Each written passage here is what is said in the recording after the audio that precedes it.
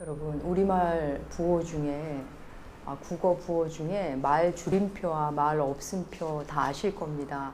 제가 국어를 배울 때만 해도 점 3개와 점 6개로 따로 이렇게 부호로 명기했는데 지금은 점 6개로 모두 합쳐서 쓰게 되었습니다. 그래서도 이렇게 말을 줄이고 말이 없는 것을 이렇게 기호로 표시하는 겁니다. 그런데 그래서도 그렇지만 삶에서도 말 없음과 말 줄임이 필요한 때가 종종 있습니다. 굳이 말하지 않아도 될 일이 있고 말해서 도리어 일을 그르치는 경우도 왕왕 있습니다. 생각해보면 그러고 보면 우리는 너무나 많은 말을 하고 사는 게 아닐까 싶습니다. 대개는 말을 적게 해서 후회하기보다는 말을 많이 해서 후회하는 일들이 더 많지 않을까 싶습니다. 지난주 우리는 욥의 아내의 말을 함께 나눴습니다. 오늘은 이어 등장하는 욥의 세 친구의 말 없음에 대해서 함께 나눠보고자 합니다. 욥이 어려움을 당했다는 소식을 듣고 친구 3명이 멀리서 옵니다.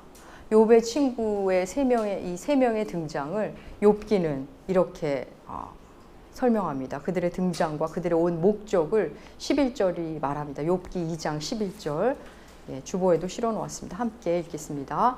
그때 욥의 친구 3사람이 이 재앙이 그에게 내렸다 함을 듣고 각각 자기 지역에서 이르렀으니 곧 대만 사람 엘리바스와 수아 사람 빌닷과 나아마 사람 소발이라. 그들이 욥을 위문하고 위로하려 하여 서로 약속하고 오더니. 욥의 친구들을 성경은 대만 사람 엘리바스, 수아 사람 빌닷, 나아마 사람 소발이라고 소개합니다. 그들이 사는 그들의 연고지 대만, 수아, 나아마의 위치를 정확히는 알 수 없지만 먼 곳에서 온 것만은 분명합니다. 당시 먼 길을 온다는 것은 지금도 그렇지만 그때는 더더욱 금전적인 소비도 해야 했고 또 많은 시간을 할애해야 하는 일이었습니다. 엘리바스, 빌닷, 소발은 멀리서 친구 욥의 고통의 소리를 듣고 재난의 소식을 듣고 왔습니다.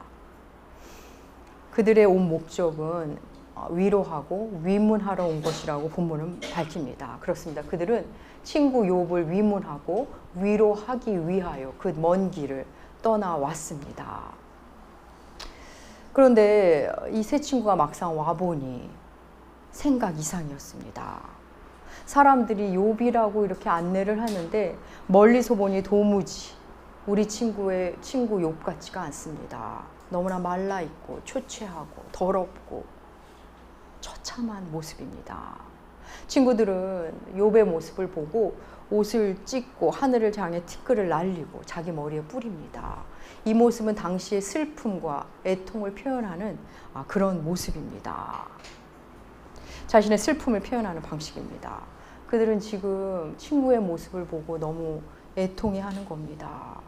자신의 일이 아닌 친구 욥의 일로 애통하며 가슴 아파합니다. 세 친구는 진심으로 욥의 고난을 아파했습니다.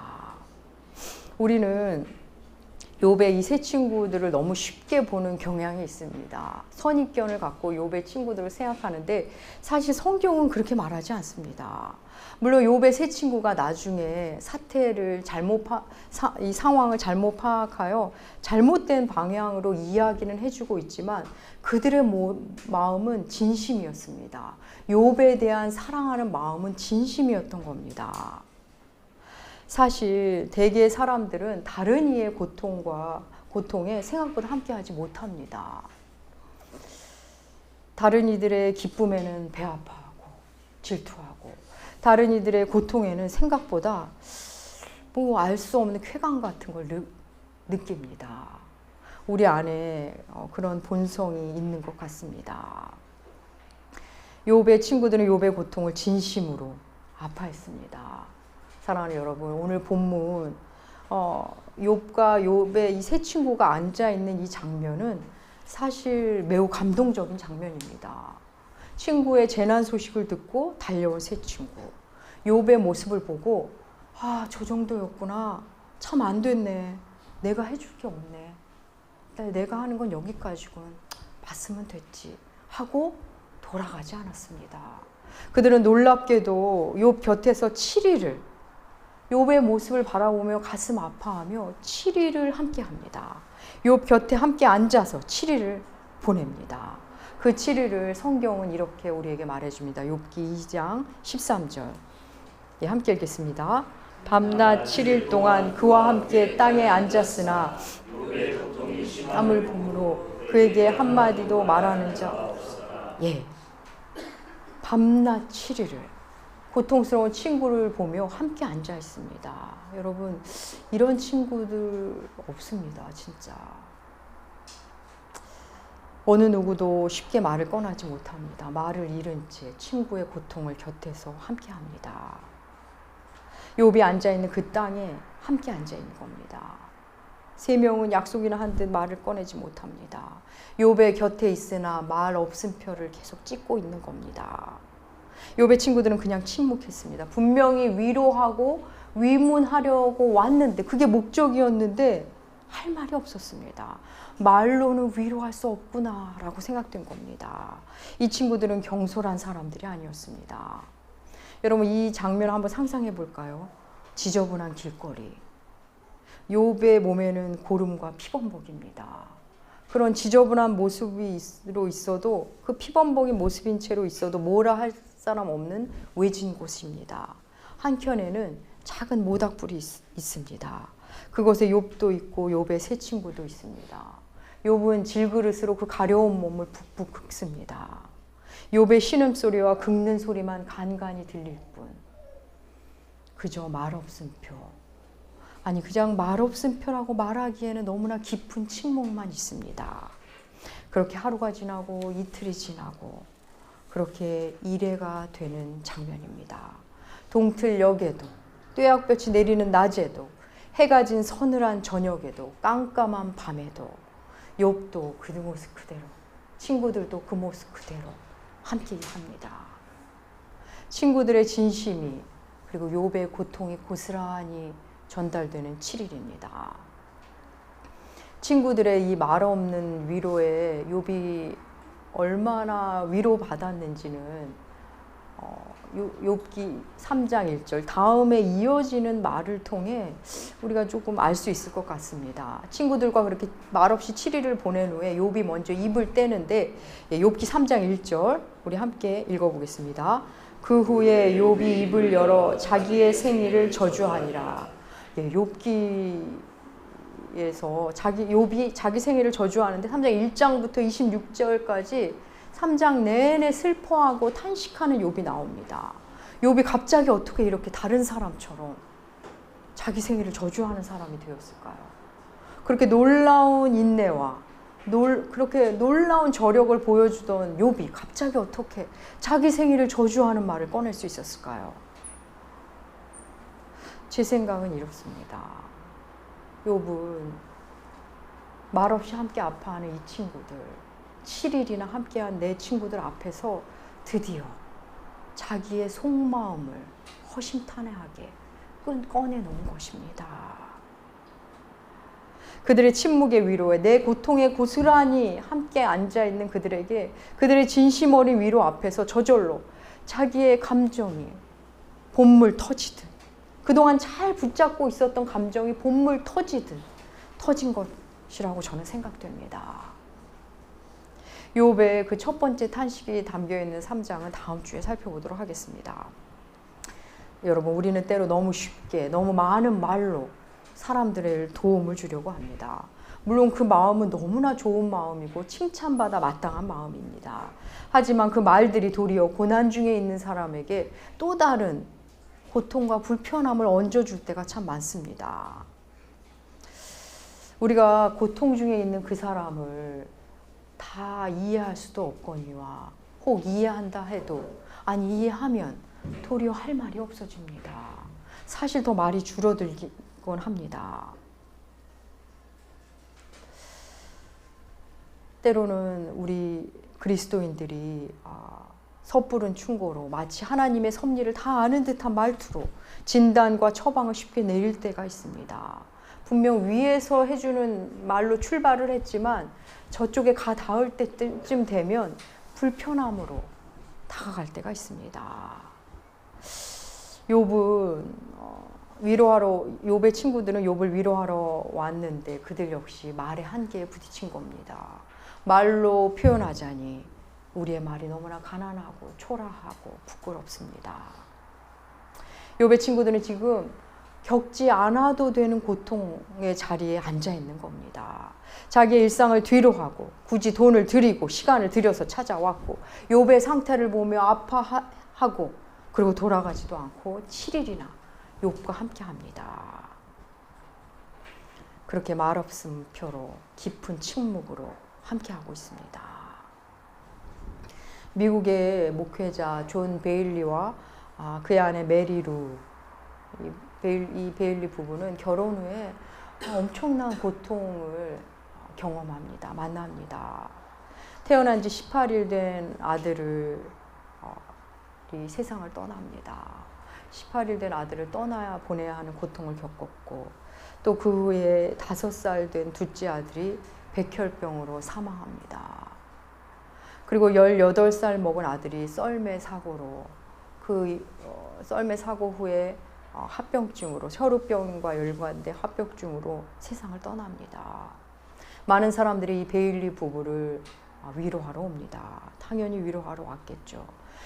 조 베일리는 그의 책 3번의 장례식에서 그가 받았던 2부류의 위로를 이렇게 진술합니다. 제가 그 책의 일부를 잠깐 읽어보겠습니다. 나는 비통함에 빠져 있었다. 누군가 내게 다가와 일어난 일들을 설명하며 하나님의 섭리와 죽음 이후의 소망에 관한 이야기를 했다. 그는 계속 말했다. 그의 말은 모두 다 사실이었다. 하지만 전혀 감동받지 못했다. 그가 가주었으면 좋겠다는 생각밖에 들지 않았다. 마침내 그는 할 말을 다 마치고 자리를 떠났다. 또 다른 사람이 와서 내 곁에 앉았다. 그는 아무 말도 하지 않았고 질문도 던지지 않았다. 그는 단지 1시간 이상 내 곁에 앉아서 내가 하는 말을 듣고 간단한 대답 뒤에 기도하고 자리를 일어났다. 나는 감동을 받고 위로받았다. 나는 그가 가는 것이 싫었다. 조 베일리는 그 고통 속에서 어서 갔으면 하는 위로자와 가지 않았으면 좋겠다는 위로자를 만났습니다. 우리는 섣부른 말로 고난 중에 있는 사람을 더 고통스럽게 하곤 합니다. 욥의 이 세 친구들은 욥과 함께 그냥 있었습니다. 그 친구들이 보여준 이 첫 번째 행동은 이 욥을 향한 마음이 고스란히 전달되는 매우 지혜롭고 사려 깊은 본심에서 나온 아름다운 행동이었습니다. 여러분, 함께 하는 것만큼이나 좋은 게 또 어디 있을까요? 이렇게 저도 사역을 하면서 늘 함께 해주는 분들이 있더라고요. 그러니까 교회는 함께함이 최고구나. 뭘 잘해서가 아니라 그냥 함께하는 것. 여러분, 사실 함께하는 것은 사귐의 처음이자 사귐의 마지막입니다. 우정이나 사랑이나 모두 함께함으로 시작해서 함께함으로 끝납니다. 여러분, 우리에게 고통이 올 때 그 고통만으로도 힘겹지만 더 고통스러운 것은 고독이 함께 온다는 겁니다. 나 혼자 경험해내야 될, 이겨내야 할 고통, 몸이 아프거나 마음이 힘겨울 때 철저히 홀로 겪어내야 하는 일들이기 때문입니다. 그때 누군가 나와 함께 있어만 주면 그것만으로도, 그게 최고의 위로가 됩니다. 욥의 친구들은 말없이 욥과 함께 있었습니다. 말없이 함께하는 것. 사랑하는 여러분, 하나님의 임재가 우리에게 이런 방식으로 옵니다. 어쩌면 그냥 곁에 있는 것은 매우 무기력한 위로처럼 보일 수도 있습니다. 뭔가 힘을 갖고 해결해주고 일을 처리해주면 진정한 도움 아닌가? 물론 그런 경우도 있습니다. 진정 극심한 고난에 그렇게 못할 경우도 있지만 하나님은 그렇게 하시지 않더라는 겁니다. 하나님은 묵직한 침묵으로 그저 함께 있는 것만을 하실 때가 있다는 겁니다. 여러분, 2014년 4월 16일 대한민국이 잊어서는 안 되는 날이죠. 세월호 사건이 있던 해 우리는 모두 너무 고통스러웠습니다. 저도 일주일 내내 한 명이라도 구조되기를 간절히 기도하며 매일매일 안타까움으로 보냈습니다. 실시간으로 전해지는 뉴스를 보며 그곳 상황들, 그 정부의 어이없는 대처에 분노를 느끼고 분노로 기도했다가 하나님한테 간절히 구걸하듯 기도하다가 그렇게 하루 보냈습니다. 그러다 더 이상 살아서 올라올 아이가 없겠구나 정도의 시간이 흘렀습니다. 한 달이 지났겠죠. 한 달이 지난 어느 날 무거운 마음 달랠 길이 없어서 달리기를 하러 나갔습니다. 달리기를 하며 기도했습니다. 하나님 어디 계셨어요? 그 가여운 아이들이 죽어갈 때 주님은 어디 계셨습니까? 울면서 달리기를 했습니다. 숨이 턱에 차도록 하나님께 항의하듯 기도하는데 갑자기 제 마음에 이런 말씀을 주시는 듯 했습니다. 그 배 안에 나도 있었다. 나도 그 아이들과 함께 죽었다.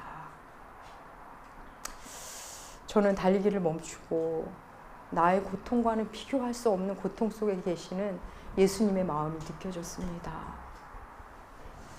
그래서 더 이상은 하나님을 향해서는 왜 그러셨냐고 묻는 일을 그만두었습니다. 사랑하는 여러분, 하나님은 우리의 고통과 함께 하시는 분입니다. 우리의 고난의 현장 속에 함께 하시는 분입니다. 욥의 세 친구가 7일을 아무 말 없이 욥과 함께 한 것, 바로 예수가 우리에게 오셔서 함께 하시는 모습 그 자체를 보여주는 겁니다.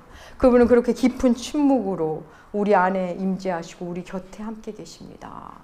힘겨운 우리에게 아무 말 없이 그 고통을 함께 고스란히 경험해 내시는 겁니다. 우리는 하루가 지나면 말 좀 해달라고, 이틀이 되면 뭐 설명 좀 해주셔야 되지 않겠냐고 하나님께 말합니다.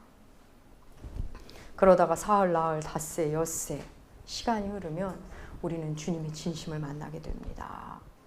이 날의 수는 각자 다르겠죠. 어떤 이는 1년이 될 수도 있고 어떤 이는 6개월이 될 수도, 어떤 이는 10년이 걸릴 수도 있을 겁니다. 누구보다도 내 고통을 다 아시고, 아니 내 고통을 다 함께 겪어내시는 그분의 말없음표, 그분의 그 깊은 침묵을 우리는 온전한 시간 7일째 되면 만나게 될 겁니다. 여러분 중에는 하나님이니까 다 해결해 주시면서 함께 하시지, 그게 무슨 하나님이야? 왜 이렇게 약한 모습으로 함께 하시냐고 물으실지 모르겠습니다. 그럴 거면 뭐하러 함께 계셔? 나는 그런 하나님 함께 있는 거 의미 없어 하실지도 모르겠습니다. 하지만 우리의 물음이 지칠 무렵 나와 함께 하시는 하나님, 그분이 최고의 응답, 그 문제 해결이 아니라 하나님 함께 하시는 하나님을 만나는 것이 인간 존재가 만나는 최고의 선물임을 만나게 하시기 위해 우리의 그런 물음도 허락하시는 것임을 만나게 될 것입니다. 사랑하는 여러분, 우리를 향한 하나님의 방법은 언제나 십자가입니다. 힘으로 다 해결하는 세상 왕의 모습이 아닙니다. 여러분 여전히 그렇게 알고 계시다면 성경을 잘못 알고 계십니다. 우리의 고통에 함께 하시는 하나님, 함께 울며 우리 속에 계시는 하나님이십니다. 막스 피카르트는 그의 책 침묵의 세계에서 사람이 말할 때 침묵이 듣고 있다라는 표현을 합니다. 좀 만만치 않은 표현이죠. 굉장한 은유이긴 한데, 두 사람이 대화할 때 또 다른 3자가 화자로 앉아있는데 그게 침묵이라는 겁니다. 침묵이 듣고 침묵이 또 말을 한다는 겁니다. 친히 침묵이 우리의 말을 듣고 우리에게 말을 건다. 저는 그 막스 피카르트가 말하는 그 침묵, 말하고 듣는 침묵을 하나님이라고 해석하고 싶습니다. 우리의 모든 대화를 들으시되 침묵하시는 하나님. 하나님의 임재는 놀랍게도 침묵 속에 우리가 만난다는 겁니다. 친히 침묵하시고 그 침묵 속에 친히 또 개입하시는 하나님. 우리가 너무나 많은 말을 할 때, 너무 많은 소음과 함께 있을 때는 그 하나님의 임재를 만나기가 어렵습니다. 너무 많은 말과 많은 변명 속에 사는 분들은 그래서 하나님의 임재를 느끼기가 너무나 어렵습니다. 침묵하시는 하나님을 침묵 속에서 만날 때, 내 스스로 나를 변호하는 일을 조금 그칠 때, 우리는 그분 앞에서 내가 침묵할 수밖에 없는 존재, 들을 수밖에 없는 존재라는 것을 온몸으로 만납니다. 사랑하는 여러분, 하나님의 임재는 그렇게 침묵으로 함께 하십니다. 제가 아는 분들 중에는 늘 쉼없이 자기의 감정과 상황을 늘 말로 또 글로 계속 드러내는 분들이 있습니다. 하나님과의 관계도 너무나 많은 말로 글로 막 이렇게 공개적으로 하는 말을 하고 드러내는 분들을 봅니다. 저는 가끔씩 그러면서 그분들이 뭐 늘 제자리 비슷한 내용입니다. 저는 그런 분들을 보면 이렇게 안타까움을 느낄 때가 있습니다. 조금 말을 그치시고 좀 침묵하시면 하나님과 깊은 교제가 이루어질 텐데 여전히 사람과의 교제를 너무 갈망하시는구나. 조금 침묵하시면 사람 앞에서 물러나서 하나님 앞에 나아가면 이제 사람을 찾아 헤매지는 않을 텐데 싶은 생각이 듭니다. 여러분, 사람들은 자기에게 유익하면 가까이 하고 조금 불편하거나 손해볼 것 같으면 멀찍이 떨어져 갑니다. 여러분 많이 경험하셨잖아요. 아무리 붙들려 해도 떠날 사람은 떠납니다. 자기에게 이익이 없으면 언제든 떠나버리는 겁니다. 그래서 어느 시인은 사람들은 사람이 남는다. 남는 것은 사람이라고 말하지만 사람이야말로 흔적 없이 떠나버린다. 이런 표현을 하지 않았을까 싶습니다. 사도 바울도 디모데 후서에서 디모데에게 내게 좀 오려 하면서 디모데 후서는 사도 바울이 말년에 쓴 편지입니다. 디모데에게 내게 좀 오려 하면서 이런 글을 덧붙입니다. 디모데후서 4장 10절과 11절 상반절 함께 읽겠습니다. 데마는 이 세상을 사랑하여 나를 버리고 그레스게는 갈라디아로 디도는 달마디아로 갔고 누가만 나와 함께 있느니라. 사도 바울 곁에 있던 이들도 이런저런 이유로 다 떠났습니다. 예수께서 가장 약한 모습으로 계실 때 모두 떠난 것처럼 주님의 사람들도 주의 뜻에 따라 살 때 도리어 사람이 오는 것이 아니라 떠나는 것을 경험하게 됩니다. 그래서 도리어 사람이 떠나서 예수가 나와 함께함을 만나게 됩니다. 우리는 이 사람들의 떠남이 두려워서 돈을, 힘을, 권력을 더 가지려 하는지도 모르겠습니다. 하지만 우리가 연약할 때, 사람이 떠날 때 도리어 예수를 선명하게 만날 수 있습니다. 우리가 연약할 때 비로소 침묵으로 들어갈 수 있기 때문입니다. 하나님의 임재를 이렇게 경험한 사람은 다른 사람의 고통 속으로 이제 들어가기 시작합니다. 자원해서 들어갑니다. 함께 울고 함께 아파합니다. 사랑하는 여러분, 하나님의 임재, 침묵으로 오신 하나님의 임재 속으로 들어가시기 바랍니다. 그 임재를 경험하고 그리고 다른 이와 함께함으로 다른 이를 섬김으로 나아가기를 축복합니다. 함께한다는 것은 여러분 그의 고통 속에 같이 앉아 있는 겁니다. 우리는 너무나 많은 말로, 많은 변명으로, 많은 소음 속에 사느라 약간의 말없음표도 얼마나 불편해하는지 모릅니다. 그냥 말이 없으면 불안해합니다. 집안에 소리가 없으면 TV를 켜놓습니다. 안 봐도 뭔가 소리를 참 너무 가슴 아픈 우리의 상태가 된 것 같습니다. 또 말이 많은 것이 똑똑한 것이고 큰 소리로 세게 말해야 손해 안 본다고 세상 말합니다. 맞습니다.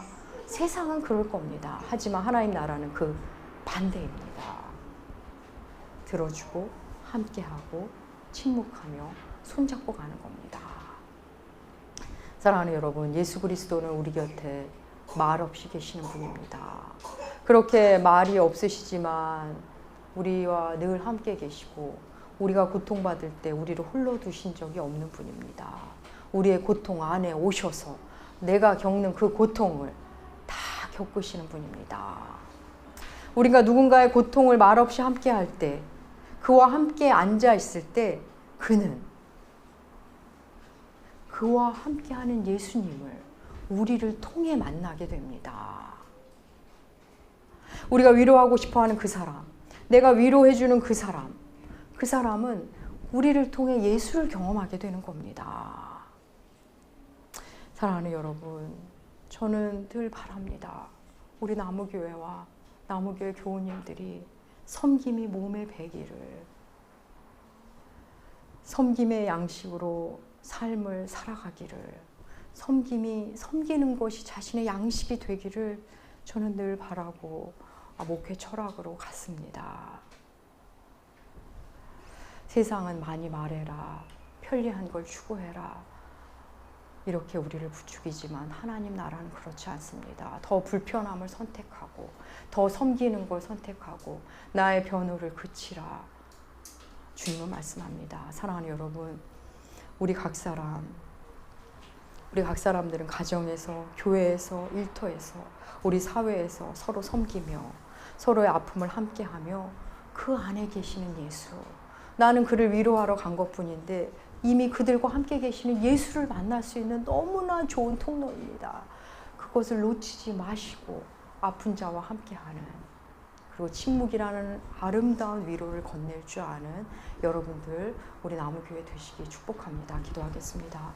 하나님 아버지, 언제나 우리와 함께 하시되 말없이 깊은 침묵으로 함께 하시는 우리 주님, 욥의 친구들의 그 첫 모습을 통해 참된 함께함을 알게 하시니 감사합니다. 예수께서 우리와 어떻게 함께 하시는지 삶에서 만나고 우리도 그렇게 타인과 함께 할 수 있게 하여 주시옵소서. 서로의 존재 안에 있는 예수를 발견하고 만나고 섬기는 우리가 되게 하여 주시옵소서. 감사드리며 존귀하신 예수님의 이름으로 기도합니다. 아멘.